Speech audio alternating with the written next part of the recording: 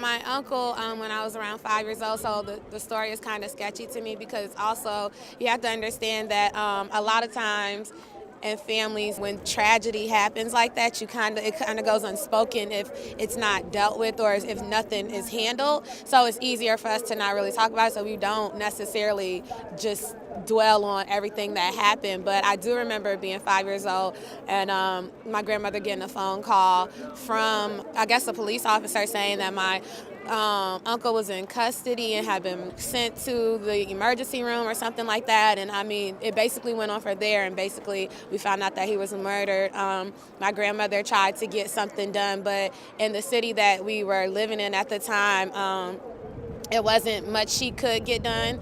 I do remember like sitting in like little rallies, I guess, community things and stuff like that. I remember my grandmother being on the news and stuff, but nothing really being done because she was underprivileged and didn't have the money to continue on. And, you know, kind of went washed away. And unfortunately, like, we still deal with it today. I mean, so basically, everyone doesn't get a live national story on Good Morning America, you know? So it's just a lot of families out here who are dealing with other different issues or different Especially not things if they're black. that have happened in their family, right? Or, you know, different situations that they have to just deal with and get over and get no justice. So I'm here to make sure that everyone gets justice. I'm here for that.